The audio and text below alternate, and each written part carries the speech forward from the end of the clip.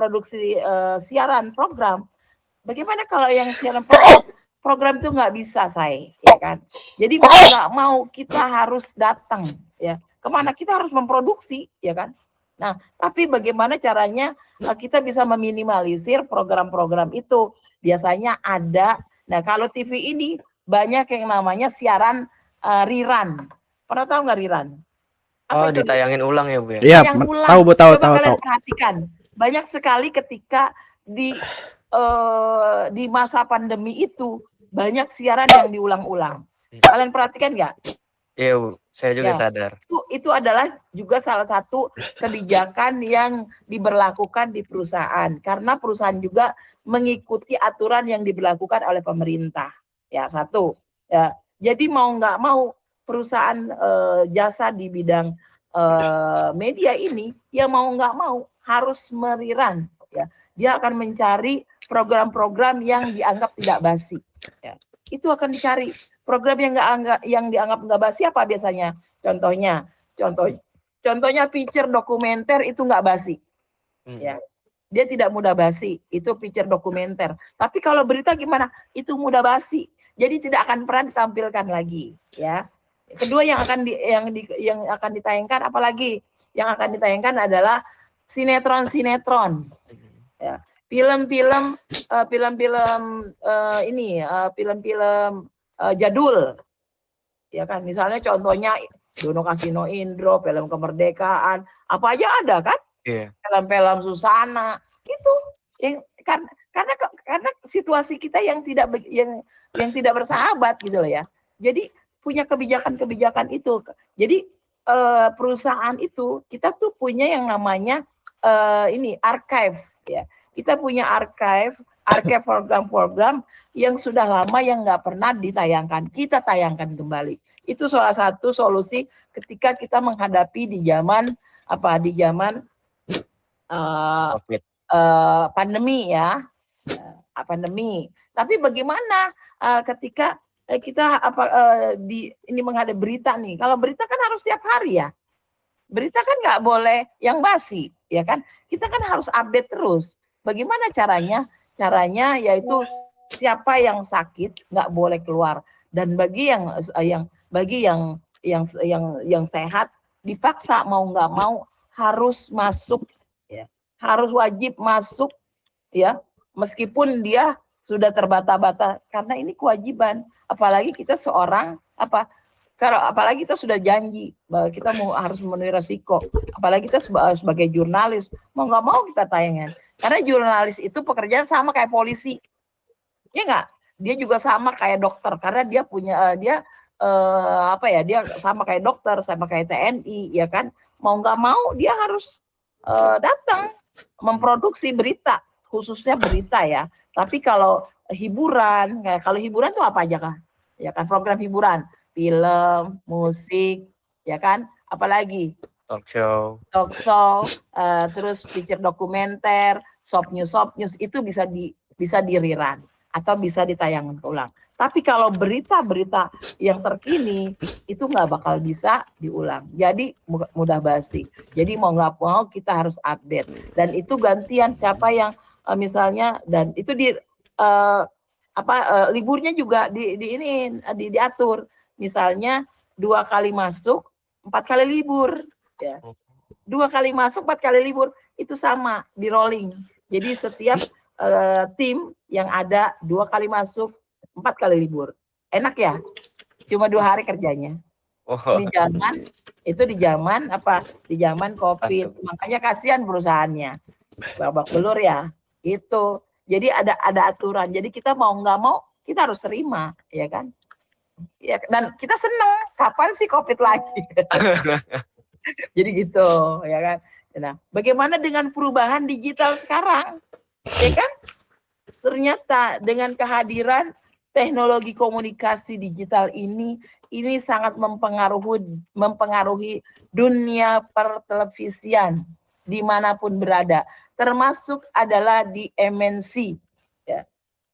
Dengan kehadiran dunia digital ini, ternyata mau nggak mau MNC itu harus ikut konvergensi. Mau nggak mau dia harus masuk ke dalam dunia digital. Meskipun pada saat itu MNC itu menolak. Karena apa? Karena banyak alat-alat software yang dimiliki oleh MNC yang begitu canggih dan mahal-mahal. Ya. Jadi dia menolak karena dia punya banyak semua, punya peralatannya luar biasa banyaknya. Dan harganya itu nggak murah, ya, ratusan juta dan canggih-canggih ibaratnya gitu ya. Tapi dengan kehadirannya digital ini, waduh, langsung jatuh itu. Karena digital itu ternyata dia hanya sederhana peralatannya. Satu sederhana, kedua murah. Benar nggak? Dia hanya cuma pakai handphone saja, kita bisa nggak share ke dunia digital, media digital? Bisa. Bisa, ya kan? Kita hanya pakai tripod yang kecil begini, ya kan? Yang murah meriah, kita punya. Tapi kalau MNC, alatnya itu canggih semua. Alat-alat mahal semua. Makanya dia hampir menolak. Karena kenapa dia tolak? Karena nanti nggak berguna nih alat-alat dia. Iya. Ya kan? Alat-alat mereka nggak berguna, ya kan? Karena memang dulu kan terkenal bahwa MNC itu terbesar broadcast se-Asia. Dan dia punya yang namanya studio, ya. Studio itu yang luar biasa canggihnya. Dan itu harganya enggak ratusan juta, miliaran gitu loh ya. Dan akhirnya kan nggak kepake. Begitu aja dengan adanya teknologi canggih digital itu mana kepake. Akhirnya nggak kepake gitu loh ya. Cuma hanya ya buat gitu gimana. Sama sekarang juga di MNC begitu.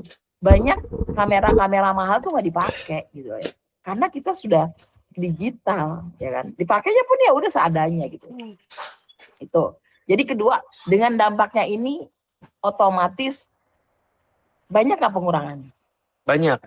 Banyak pengurangan. Dari kru pasti Iya, banyak efisiensinya. iya, karena apa? Karena ternyata penonton itu sekarang itu sudah lebih suka menonton media digital. Apalagi Gen Z sudah hampir berapa puluh persen ya masyarakat itu sudah berkiblat ke media digital. Dia sudah alergi namanya nonton TV. Meskipun TV itu tidak pernah ditinggalkan. Cuma ya hanya berapa persen saja gitu ya. Dengan kondisi seperti ini, mau nggak mau pemasang iklan mau nggak menayangkan produknya di TV? Jarang. Nggak mau, ya kan? Karena apa? Dia mau nggak mau dia akan beralih ke media digital, ya kan? Karena apa? Satu, murah. Kedua, banyak yang nonton. Berarti efektif nggak tuh? Efektif, murah, banyak yang nonton, ya kan? Seperti itu. Lah kalau di TV kan iklannya mahal, ya kan? Jadi kita bagaimana kita memaintain ini perusahaan ini, ya kan dari iklan, ya kan? Kalau iklan nggak masuk, apa yang mau di-maintain, ya kan? Ya sudah, akhirnya mau nggak mau, ya kan? Banyak media itu gulung tikar. Banyak media gulung tikar. Mungkin termasuk adalah MNC belum sempat gulung tikar ya, tapi dia mau nggak mau dia mengefisiensikan, ya. Dia merampingkan siapa? Merampingkan orang-orang, mau nggak mau banyak yang di PHK. Ada ribuan karyawan yang di PHK di MNC. Untung saya belum. Untung saya belum, ya. Saya nggak tahu itu berdasarkan apa. Yang jelas sampai saat ini saya masih dikasih kepercayaan untuk terus bekerja di MNC. Meskipun insya Allah saya udah 21 tahun di TV ya. Saya udah 21 tahun di TV, khususnya di MNC, karena saya nggak pernah pindah-pindah. Saya tetap di MNC. Ya. Tapi selebihnya saya di koran. Seperti itu. Jadi mau nggak mau ada perampingan nih. Kalau ada perampingan otomatis banyak nggak alat-alat yang nggak dipakai? Banyak. Saya banyak alat-alat yang dipakai karena ada perampingan, mau nggak mau yang dipertahankan itu harus bagaimana? Menyesuaikan. Satu harus menyesuaikan, yang kedua mau nggak mau kita harus menghandle. Yang biasanya saya kerja cuma satu, saya cuma ngurusin rundown, saya cuma ngurusin paket berita, saya sekarang sudah ngurusin apa? Saya ngurusin bagaimana saya menggerakkan 3 komputer yang ada di saya. Saya harus memperhatikan rundown saya harus memperhatikan CG, saya harus memperhatikan host-host yang siapa, saya juga harus memperhatikan apa, banyak itu alat, dan saya juga mau nggak mau harus belajar teknologi yang ada di depan saya harus belajar itu, ya kan? Jadi saya nggak boleh ketinggalan. Apakah ada pelajarannya? Memang kita diajari bagaimana ketika ada teknologi baru yang masuk, ketika ada salah seorang yang kena PHK dan tidak ada, mau nggak mau saya yang turun, saya yang pegang, saya yang menghandle. Saya kan nggak tahu, mau nggak mau saya harus belajar. Jadi kita harus menyesuaikan, harus belajar terus belajar. Orang TV itu, orang komunikasi itu, jadi yang namanya kita nggak boleh pasif, kita nggak boleh stagnan ya. Kita harus terus belajar. Ya. Jadi kita nggak statis ya. Kita harus terus berkembang gitu ya. Jadi kita apalagi di TV, apalagi tiba-tiba ada perubahan, misalnya ini kita harus megang begini, tingginya begini, ini nggak boleh, mau nggak mau kita harus cepat, ya. Cepat apa? Harus cepat bisa gitu loh. Saya dituntut untuk bisa gitu loh ya. Saya dituntut untuk bisa. Bagaimana caranya? Ya udah saya mau belajar, ya kan. Meskipun saya udah tua nih, saya belajar sama yang muda. Saya nggak boleh malu. Karena apa? Ini tuntutan saya, ini tuntutan pekerjaan saya. Jadi saya mau nggak mau saya harus belajar dengan yang muda. Apalagi saya yang sudah tua. Kan ibaratnya gitu ya. Ya, misalnya Pak Pandu yang di situ yang udah lebih hebat, saya akan bertanya, Mas Pandu, tolong bantu saya. Kayak gitu. Karena untuk apa? Untuk demi kelancaran program saya. Ya, apalagi kalau misalnya saya ada live ya kan, ada live, ya saya harus koordinasi. Jadi bukan hanya kita belajar teknologi yang terus berkembang, dan saya juga harus bisa harus bisa berkoordinasi. Kita harus bisa komunikasi kepada tim yang ada baik di lapangan. Kita komunikasi dengan reporter, kita komunikasi dengan kameramen, kita berkomunikasi dengan PD, kita berkomunikasi dengan grafis, kita berkomunikasi dengan Korda. Banyak banget kan? Di Korda biasanya kalau Korda itu buat untuk daerah. Saya harus berkoordinasi dengan Korda reporter yang ada di daerah. Ketika saya ingin mengangkat berita yang ada di daerah. Misalnya kasus bencana alam di Sumatera Barat. Kemarin kan seru kan ya? Wah, itu saya mau nggak mau, saya nggak kenal, saya berkoordinasi. Jadi saya harus berkoordinasi gitu, berkoordinasi dengan kontri-kontri yang ada di daerah, berkoordinasi dengan siapa lagi narasumber. Jadi kita nggak bisa bengong, nggak bisa diem aja. Jadi otak kita muter, gitu ya. Itu orang-orang TV. Makanya orang TV itu harus kreatif, dituntut kreatif ya. Begitu. Ada yang mau tanya lagi? Mungkin ada pertanyaan sudah terjawab apa belum tuh? Sudah terjawab, Bu. Tapi saya ini penasaran. Ibu kan kerjanya berarti per tim ya, Bu ya. Kalau misalkan Ibu menghadapi perubahan tuh kayak gitu caranya, itu cara ngehandle tim-tim lain gimana, Bu, caranya, Bu? Misalnya nih, kalau saya kerja tim, tiba-tiba hari ini ada yang nggak masuk nih buat besok pagi. Gimana caranya? Mau nggak mau saya backup. Ya kan? Misalnya ada yang sakit, aduh Mbak Ai, sorry ya, gue nggak masuk, misalnya gitu, gue sakit, mau nggak mau saya harus backup, ya kan? Saya yang biasanya saya datang leye-leye, nyantai-nyantai, karena tim saya nggak ada, saya harus siap nge-backup, karena yang namanya broadcast itu kan kerja tim, ya kan? Suksesnya sebuah program, ya sukses semua, gitu lah ya. Terus kalau seandainya tim saya ada yang sakit, saya harus nge-backup, saya yang nge-backup, manajer saya nge-backup, terus siapa lagi, produser eksekutif saya semua turun. Jadi nggak bisa, udah lo aja Nggak bisa begitu. Jadi harus semua. Kalau misalnya nggak ada yang bantu, saya teriak. Ini belum ada yang ngambil. Ini belum ini, tolongin bantu. Bantu, cepetan. Sama pun kalau misalnya ternyata host ya atau biasanya news anchor ya.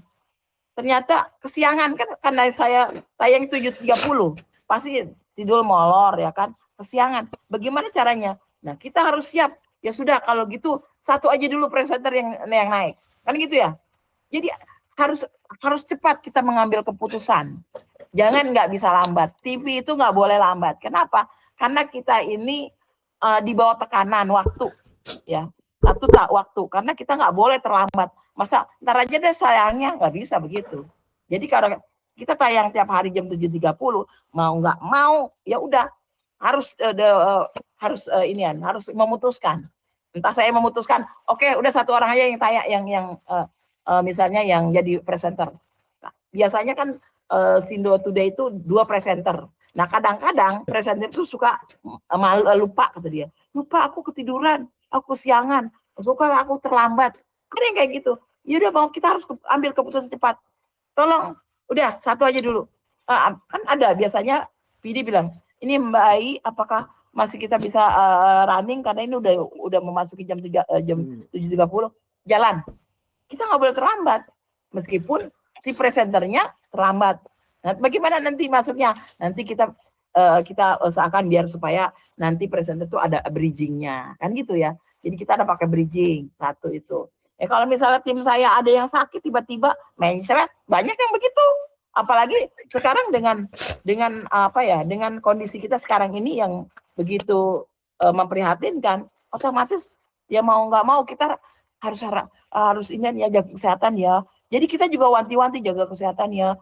Jangan sampai besok nggak masuk ya. Ya tidurnya jangan lambat ya. Nah makanya saya tuh jam segini harusnya udah tidur.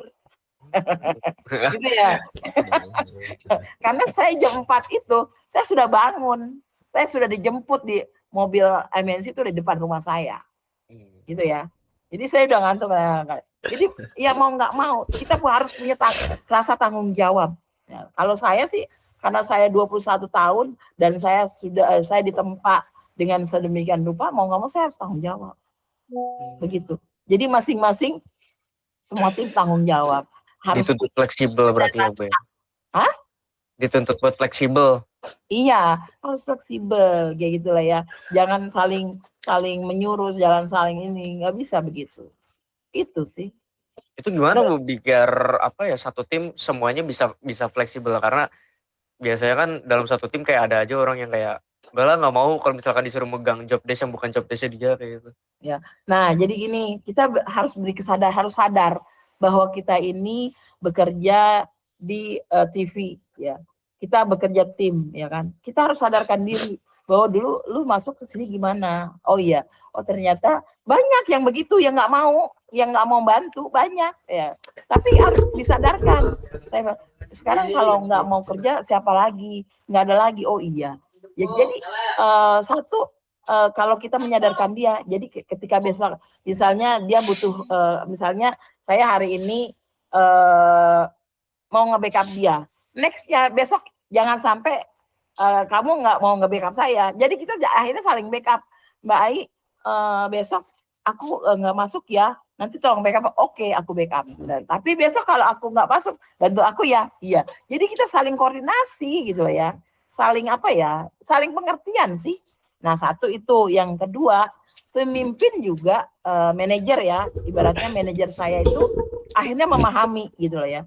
Dengan kondisi yang kayak gini, yang kondisi dengan tim yang serba pas-pasan, mau nggak mau apa yang diinginkan oleh tim dipenuhin gitu loh ya.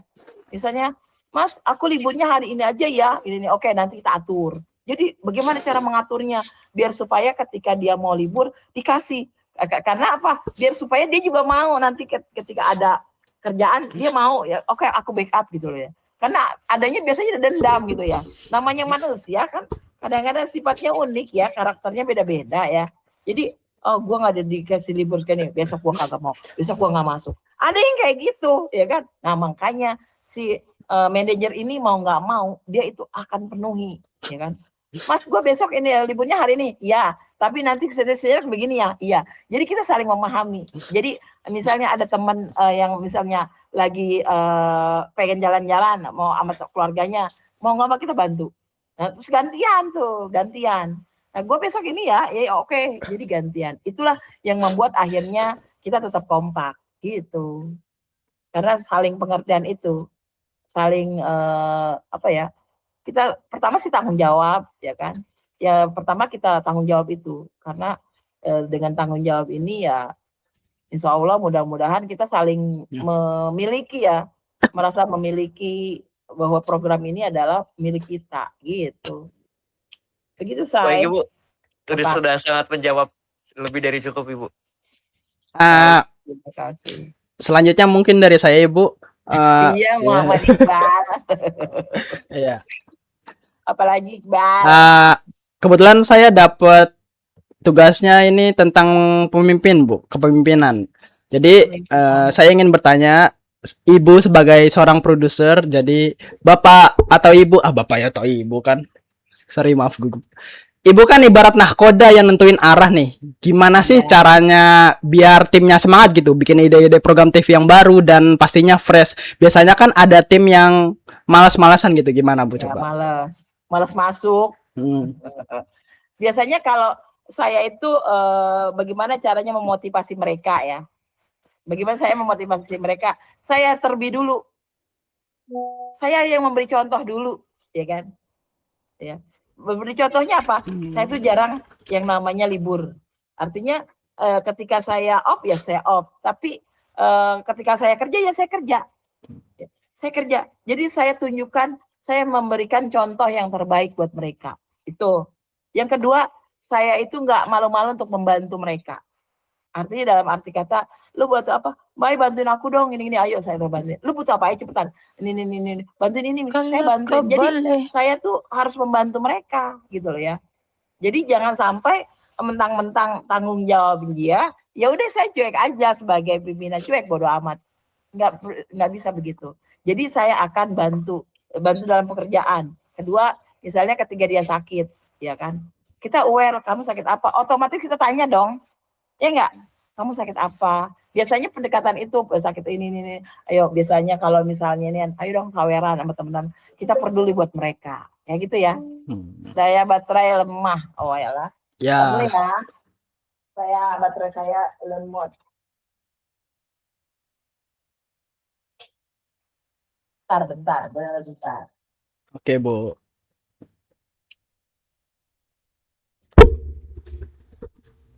Iqbal dari mana, Bal? Nggak dari mana-mana, dari sini kok. Baru nongol. Iqbal dari rumah ya? Betul, Ibu. Ya.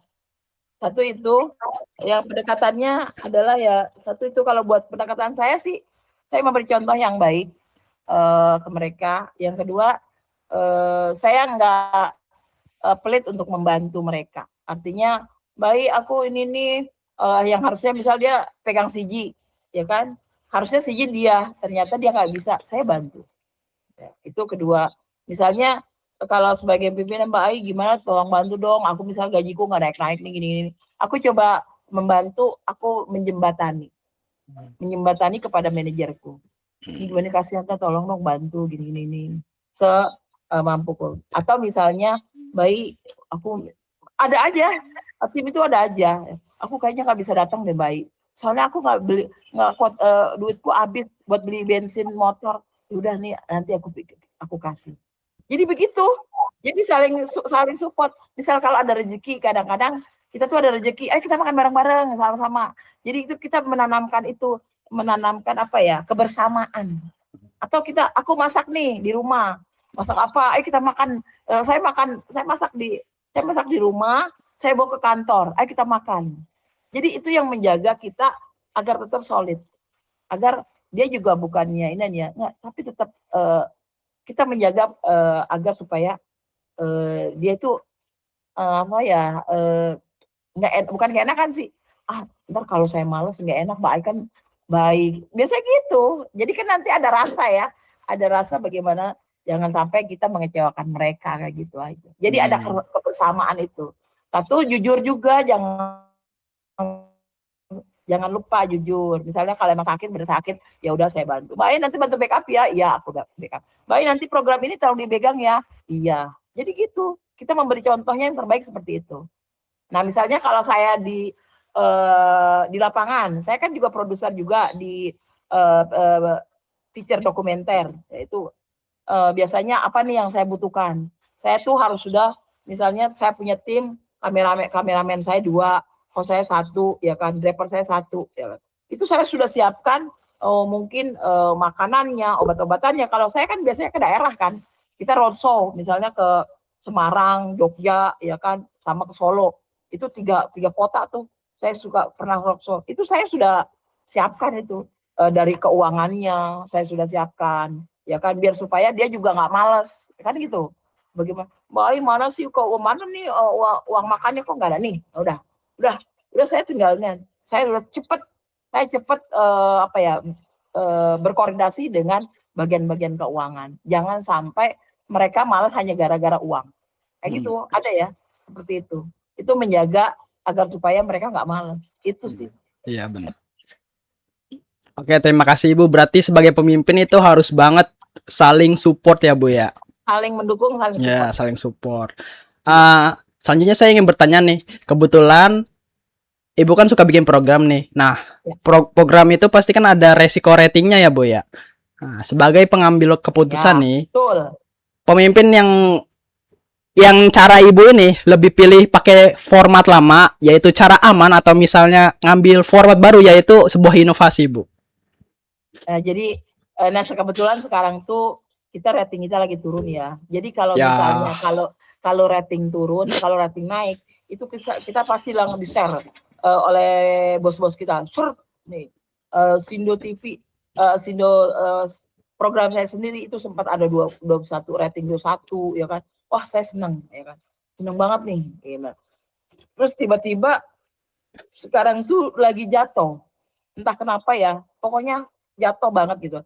Mungkin pasti ya larinya ke digital ya kan. Orang udah nggak mau ini lagi. Bagaimana caranya? Ya biasanya mau nggak mau apa yang harus diperbaiki. Ya.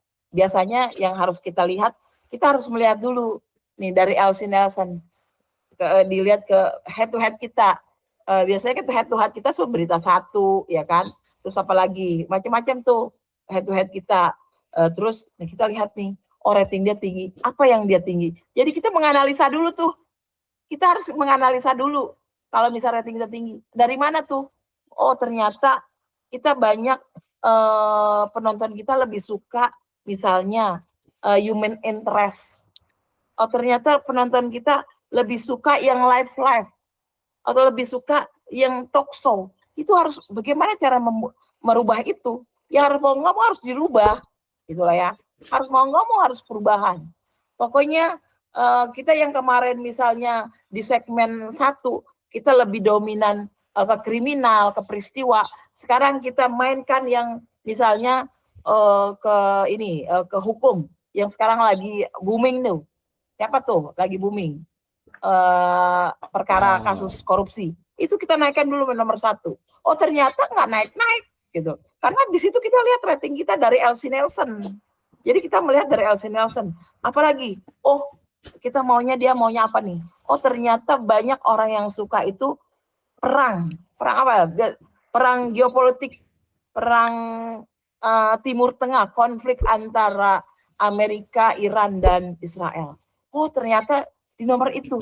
Mau nggak mau kita harus naikin. Padahal kita punya pakem di segmen 1 itu pertama adalah peristiwa. Ya, itu selalu yang namanya dimanapun berada, program apapun itu program pemberitaan pastinya. Itu segmen 1 itu pakemnya biasanya peristiwa. Pasti peristiwa, ya kan? Pasti peristiwa. Peristiwa apa aja? Ya bencana alam, ya kan? Kereta tabrakan, ya gitu ya. Terus apalagi gempa bumi itu kan peristiwa, ya kan? Terus tabrakan yang membuat pesawat jatuh, banjir itu peristiwa, ya kan? Itu biasanya kita taruh di situ dulu. Tapi karena rating kita nih kok nggak naik-naik, maunya apa? Kita analisa itu. Jadi kita menganalisa dulu nih ke dalam, ya kan. Oh ternyata misalnya penonton ternyata lebih suka kita mainkan berita-berita internasional, berita internasional kita mainkan, oh ternyata rating tinggi, ya kan.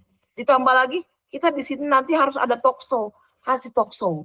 Jadi mau nggak mau itu produser itu harus harus putar otak gitu loh ya, harus berubah dan harus menerima gitu loh ya.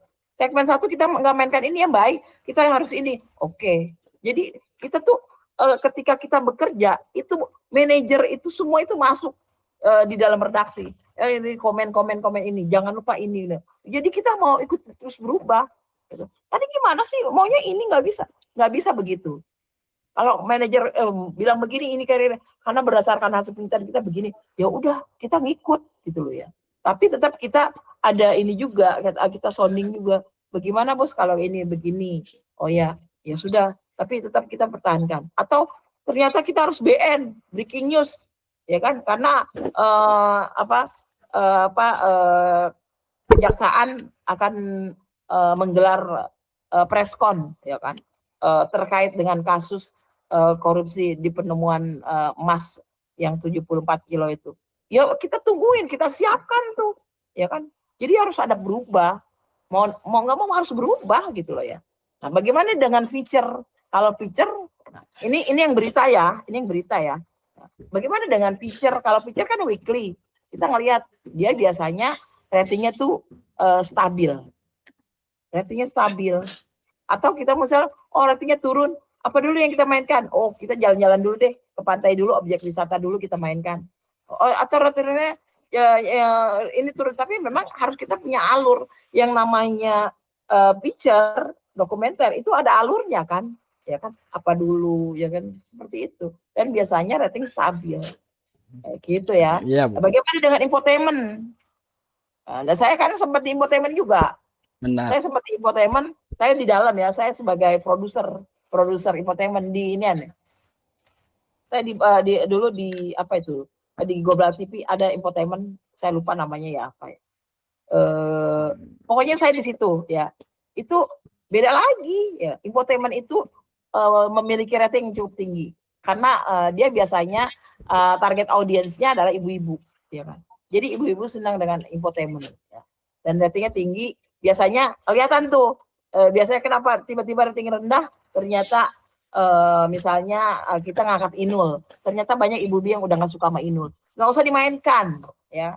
Kita mainkan misalnya siapa yang sekarang yang lagi Robin Onsu ya kan, yang berseteru dengan mantan istrinya kan gitu. Ternyata ratingnya tinggi, itu terus kita mainkan. Jadi kelihatannya di mana? Kelihatannya itu ada di LC Nielsen, di riset, di survei dia. Karena kita berdasarkan bekerja itu. Jadi orang-orang TV itu bekerja berdasarkan rating yang kita punya, riset yang kita dapatkan dari LC Nielsen.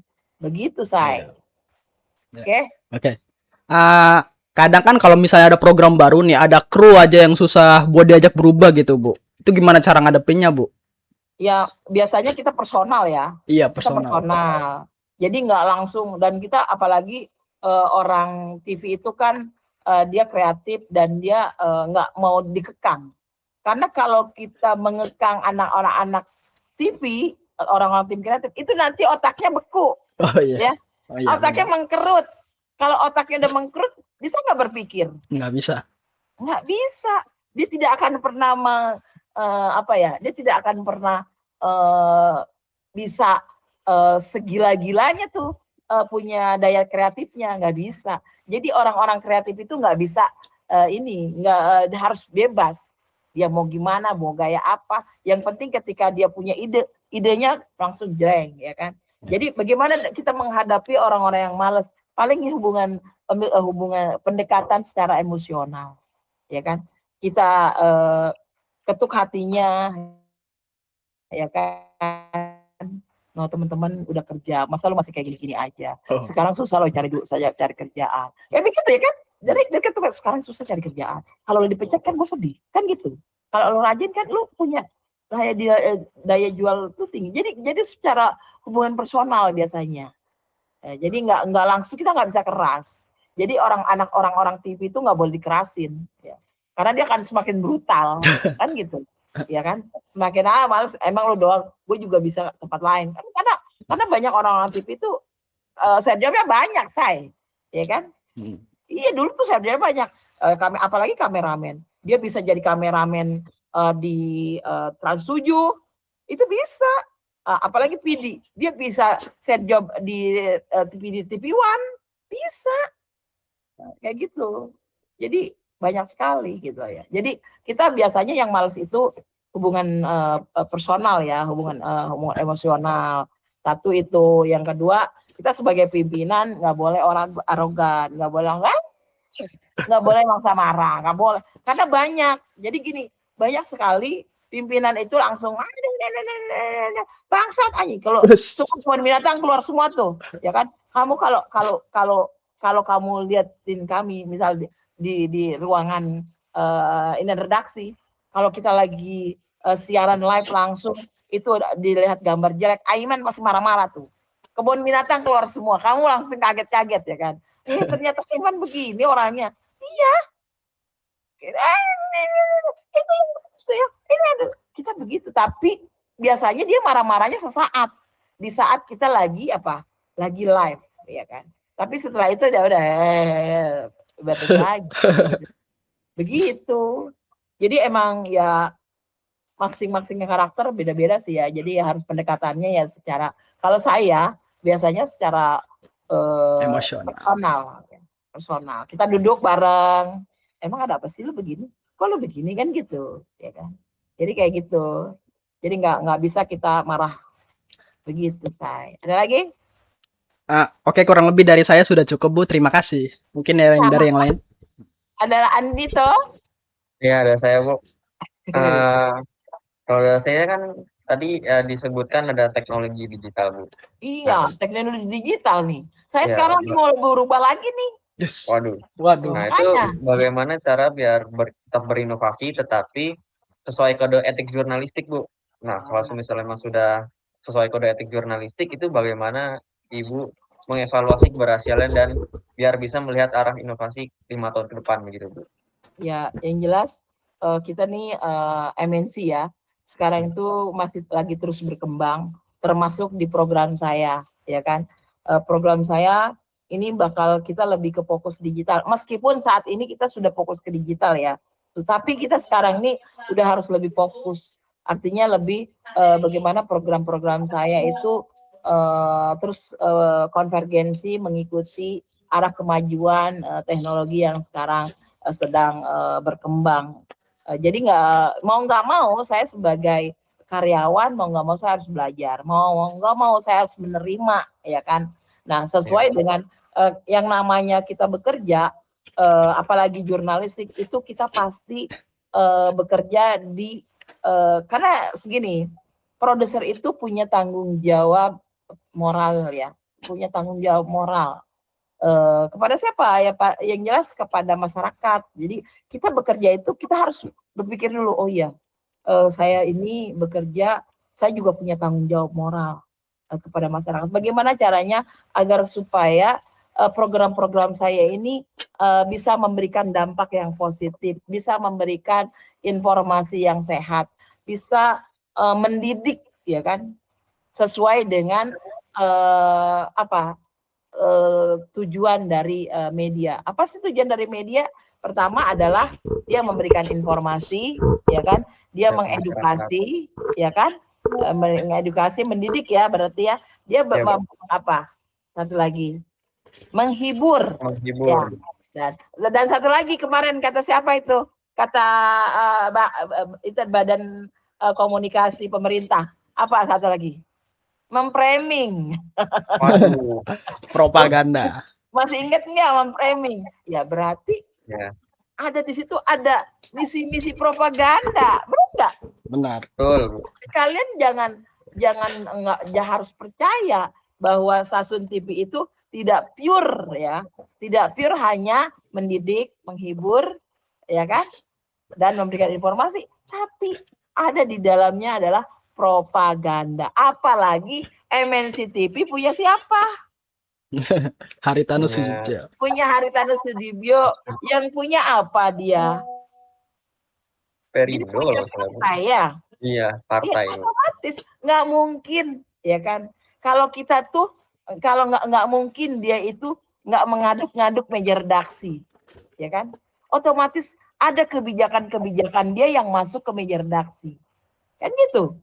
Mau nggak mau kita harus framing, kita harus memframing. Tapi ya kan kita juga harus memikirkan, ya kan, bahwa framing itu apakah ini akan melanggar kode etik jurnalistik atau tidak. Jadi kita harus pikirkan.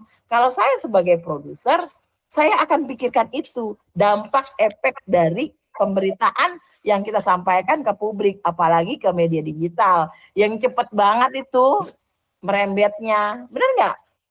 Cepet banget merembetnya. Jadi kita harus berhati-hati. Kita jangan sembarangan menyampaikan informasi, jangan mentang-mentang kita pengen mendapatkan keuntungan sebanyak-banyaknya, tapi kita menyampingkan moralitas kita gitu loh ya. Kita menyampingkan itu nggak boleh. Jadi kita harus pikirkan. Pikirkannya apa? Apa aja moralitas yang harus kita pikir pelanggaran? Dari pakaian, cara berpakaian presenter kita. Ini kan kita udah di era digital nih ya kan? Ya kan, bukan hanya di TV saja, digital sudah semua kemana-mana. Anak kecil masuk, ya kan, nonton nggak anak kecil? Kalau misalnya kita pakaiannya mini-mini gini, otomatis itu menjadi pelajaran nggak buat penonton anak kecil? Jadi pasti. Nah itu dia, jadi makanya itu harus dipikirkan, pakailah yang sopan. Dari pakaian aja ya, itu harus sudah dipikirkan, ya kan? Iya betul. Dari pakaian. Kedua dari apa? Dari bahasa. Bahasa juga jangan sampai bahasa kita itu, karena TV digital itu bukan hanya orang-orang dewasa yang nonton sekarang. Anak-anak kecil yang nonton, ya kan? Anak kecil sudah pegang HP. Tiba-tiba bahasa kita jir. Diikutin nggak tuh? Diikutin pasti. Diikutin. Makanya meskipun tidak terlacak oleh KPI, tapi itu kan nggak boleh. Bahasa anjir. Makanya anak-anak sekarang anjir tuh apa sih? Gitu ya. Anjir. Nggak boleh. Kan sekarang banyak tuh kayak gitu-gitu. Ya kan? Nggak boleh. Tapi kita memakai koridor-koridor yang kode etik. Kita harus mengacu pada kode etik jurnalistik. Makanya nggak boleh. Ya, kita nggak boleh. Meskipun ada tuh di digital kayak gitu. Yang sudah. Tapi kita tetap nggak boleh. Ya. Kita ada batasan-batasan ya. Karena kita satu tadi, kita mendidik, menghibur masyarakat. Iya, menghibur masyarakat, mendidik itu ya. Apalagi contoh lain. Terus kita juga jangan memberitakan soal kelompok agama ya, agama yang sensi ya kan. Itu juga jangan sampai kita mau memberitakan yang sensitif lah, khususnya mengenai agama. Ada nggak pernah kemarin kasus soal agama tuh? Kan ramai kan di inian. Trans 7 ya? Yang pesantren ya, Bu ya? Pesantren. Ya nggak boleh juga gitu ya. Akhirnya kan diapain? Akhirnya diboikot, di-cut ya kan? Itu kan sebenarnya yang produksi siapa sih? Bukannya dari bukan produksinya Trans 7 langsung, tapi Trans 7 beli sama PH tuh. PH-nya akhirnya di-cut. Kan kasihan dampaknya apa? Karena bahasa-bahasa itu yang membuat akhirnya perpecahan. Nah, makanya itu kita harus perhatikan tuh. Ya. Gitu, jangan mentang-mentang kita pengen rating kita biar tinggi, share kita biar banyak, kayak kan. Iklan kalau bisa masuk sebanyak-banyaknya, udahlah kita menyampingkan moralitas ya kan, nggak boleh ya. Karena kita ada tanggung jawab ya kan, moralitas kita tuh dipertahankan. Kalau saya sih masih memegang teguh itu gitu.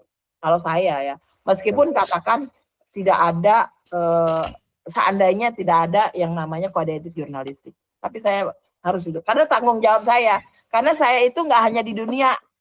Nah, saya tidak hanya di dunia, saya akan dihisab, Nah, akan di akhirat itu dampaknya nanti. Ya, Iya, itu Bu. karena ya makanya itu tahu. Itu lagi tadi kita harus paham kayak gitu-gitu. Nah, beda dengan orang yang mencari keuntungan, nggak peduli deh, ya kan? Ada nggak yang begitu? Ya kan? Sampai Ada pasti. bapak, ya kan apa-apa yang penting gue amat ya gue goyang, yang penting ada saweran. Ya kan yang nonton banyak gitu kan? Nah, Iya.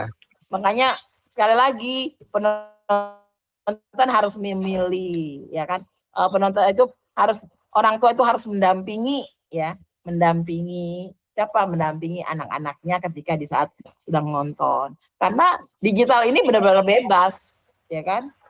Digital ini benar-benar bebas. Apa aja masuk, beranda masuk, hati-hati loh, ya kan? Hati-hati. Jadi makanya sekarang tuh banyak sekali kasus-kasus asusila ya.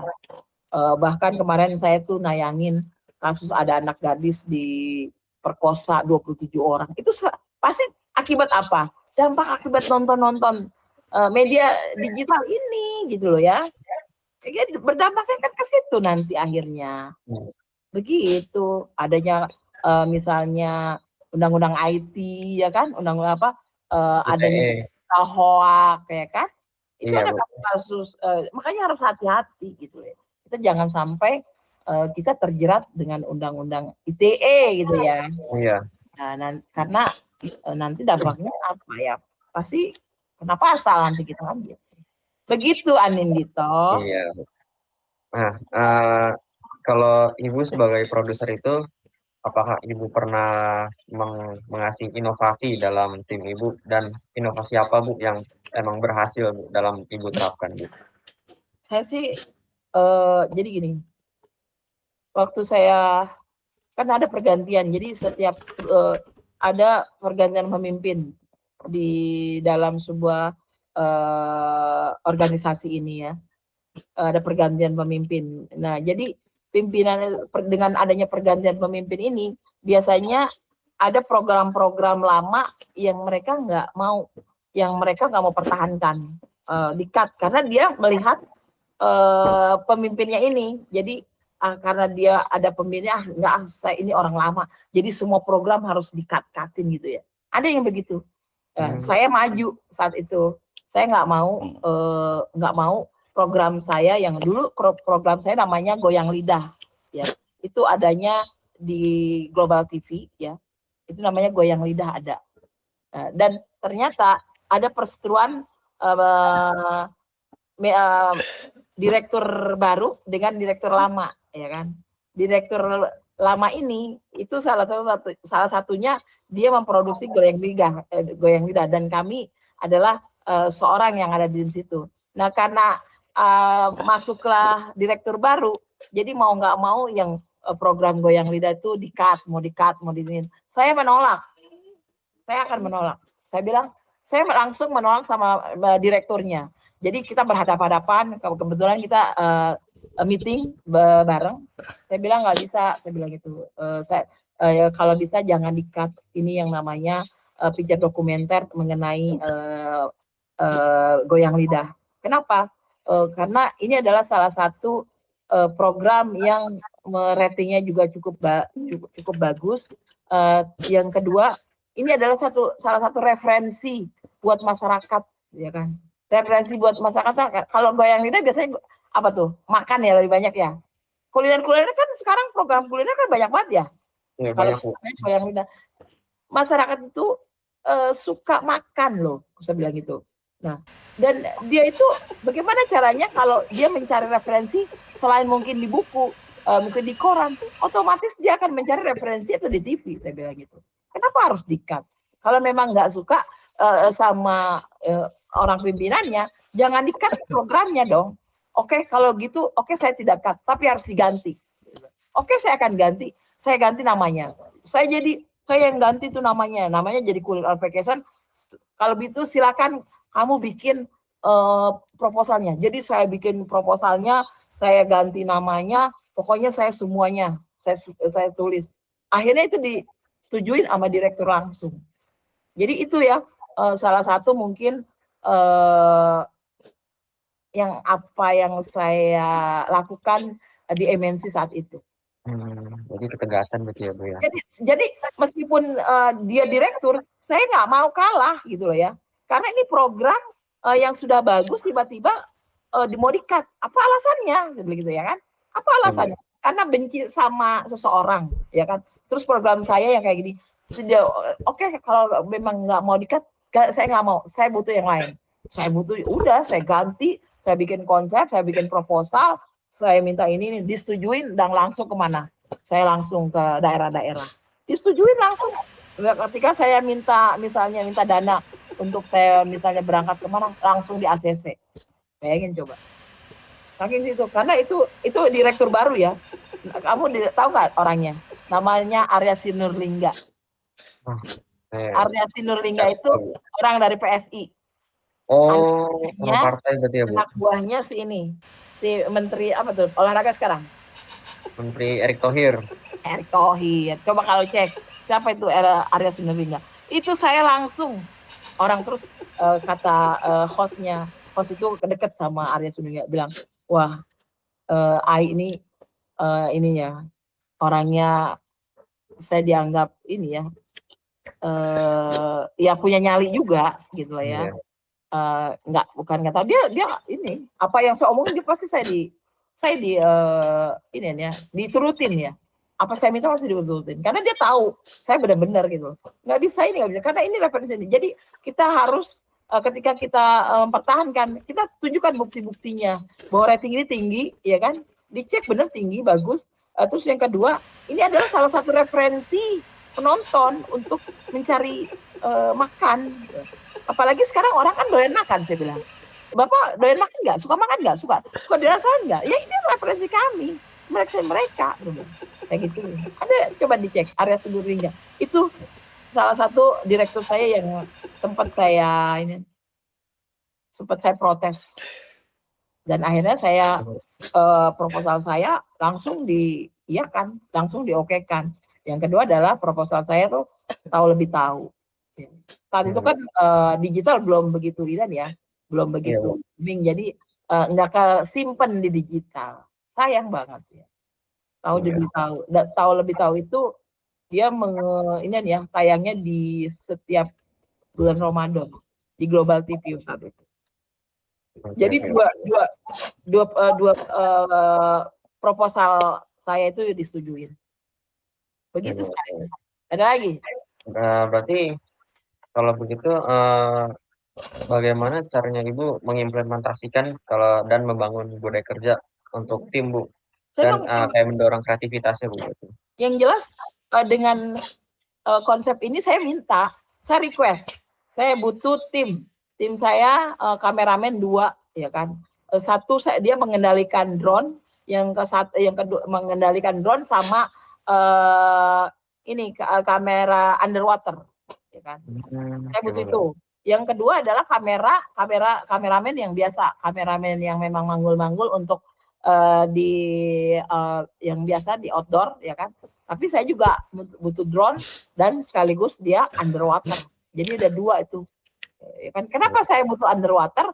Karena saya pikir yang namanya kuliner vacation, jalan-jalan itu pasti saya nggak selalu hanya di darat, tapi saya ada di lautan. Makanya kita ada diving, ada snorkeling. Nah, disitulah kita memainkan alam bawah laut ya, keindahan alam bawah laut kita mainkan dengan apa ya, dengan underwater ya kan. Kita butuh itu. Dan yang kedua ya kita butuh presenter yang bukan hanya dia butuh chit-chat, tapi dia juga punya keahlian apa, dia bisa diving, dia bisa snorkeling. Kan ada yang takut laut ya. Iya Bu. Bisa. Jadi kita mainkan itu. Jadi implementasikan saya semangat bekerja, kita liputan ya kan. Saya jarang pulang waktu itu. Saya jarang pulang.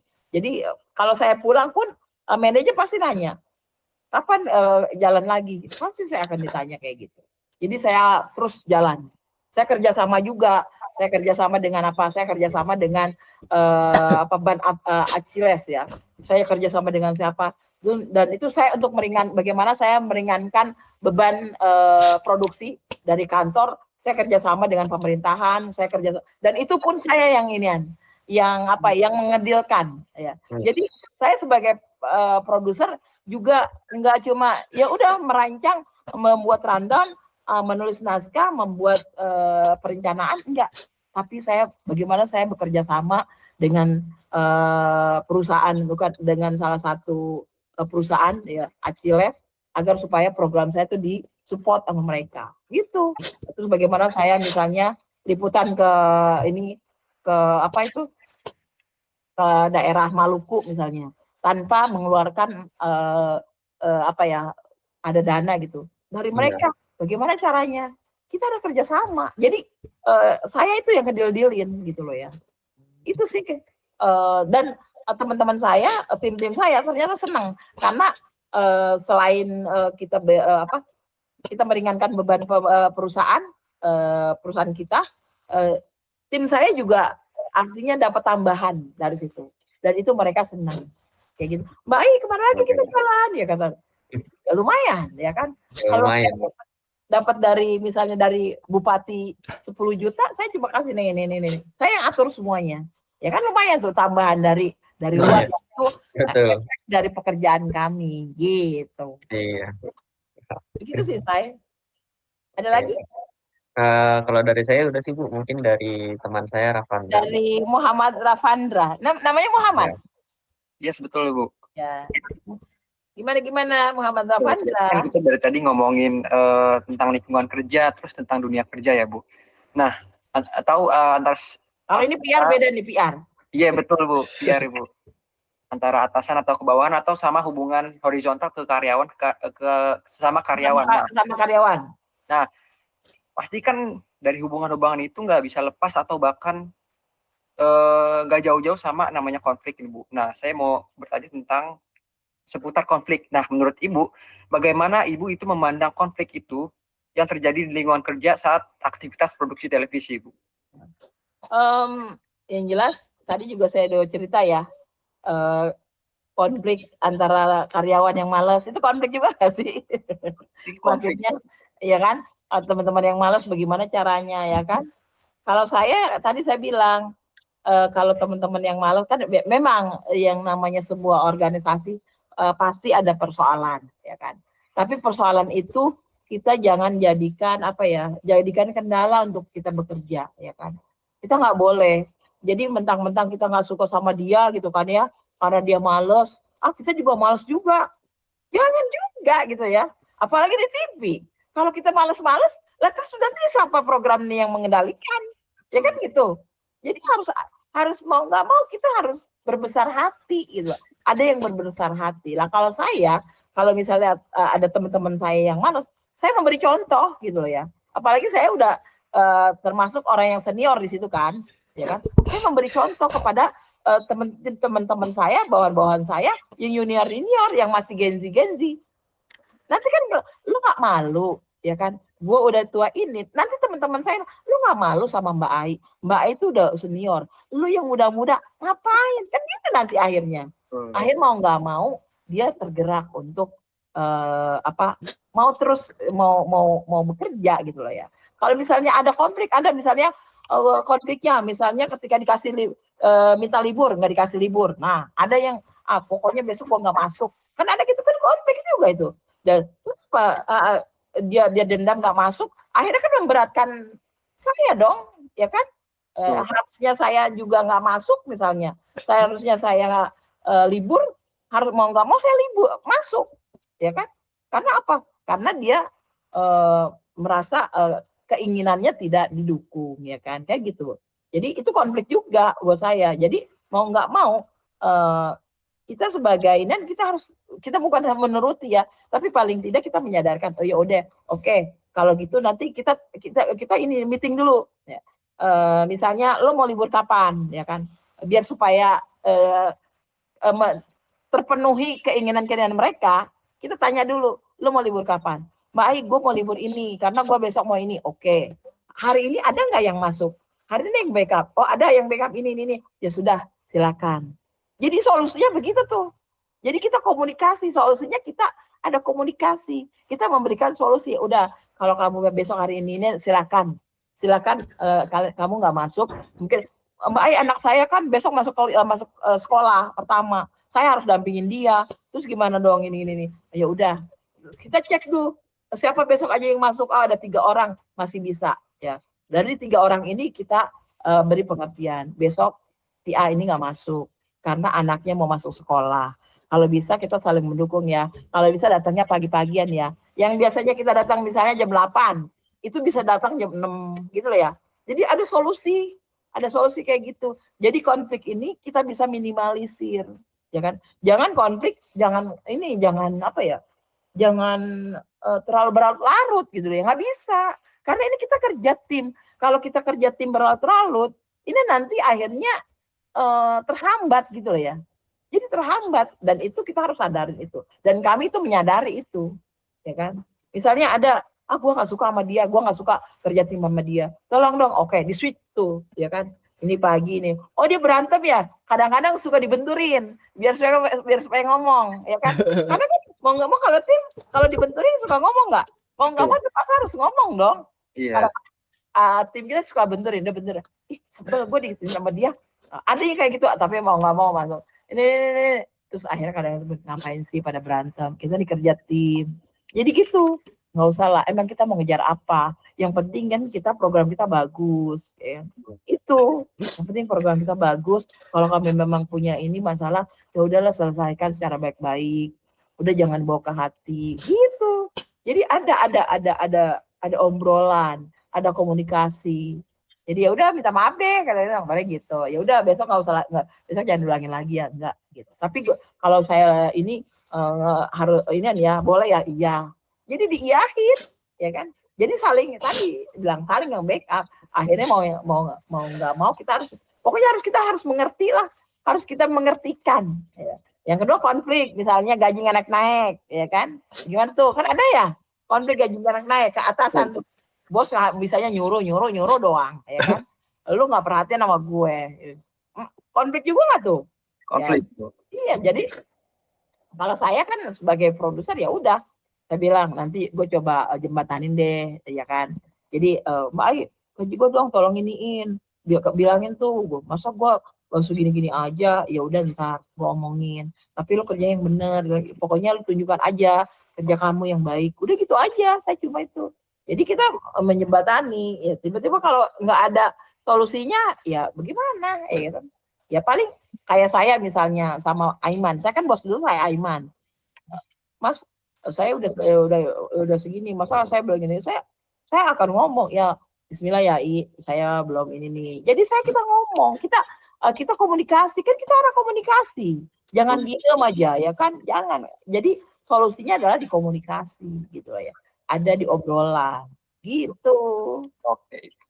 Berarti kita harus berkomunikasi untuk mencari jalan keluarnya, untuk mencari jalan keluarnya, betul. Kita harus juga menjaga profesionalitas untuk berjalannya produksi ya Bu, produksi. Iya, kita harus pertama ya kita harus disiplin, profesional ya kan. Misalnya tugas saya adalah saya merandon, tugas saya pegang CG, tugas saya mengamankan apa ya udah, apa yang saya ditugaskan saya harus kerjakan ya kan, sampai tuntas gitu loh. Sebelum ini kelar ya saya nggak boleh pulang kan gitu. Jadi misalnya diperintahkan kita masuk dari jam 8 sampai 8 jam ya kita mau nggak mau harus kita ikutin gitu. Kita harus perintahkan gitu. Gitu say. Ada lagi? Cukup Ibu. Semua Ibu sudah sejauh. Ada lagi? Pandu? Sudah Ibu, cukup. Muhammad? Sudah cukup Bu. Sudah Ibu, sudah cukup. Terima kasih. Sama-sama. Terima kasih banyak Ibu atas waktunya. Maaf mengganggu waktu. Sudah meluangkan waktunya Ibu. Sama-sama. Thank you. Terima kasih banyak. Saya juga mohon maaf kalau mungkin tidak nyangkut apa yang saya omongkan. Tidak apa. Alhamdulillah terjawab semua Ibu, lebih dari cukup. Lebih dari cukup. Terima kasih Ibu. Terima kasih. Assalamualaikum. Waalaikumsalam. Sampai bertemu hari Selasa Ibu. Iya betul. Yo, assalamualaikum. Waalaikumsalam. Terima kasih Bu. Bener. Pan. Kalau dikit banget sih, mas satu doang kan dihabisin. Udah kejawab semua, sumpah. Udah kejawab semua. Iya kan, gue nanya satu yang dijawab Iya. 4. Iya, 4 coy. Pertanyaan gue juga sebenarnya udah dijawab sama Iqbal pas pertanyaan Iqbal. Iya, emang apa kesinambungan udah apa namanya? Udah nyambung semua. Daging, Iya. daging. Daging.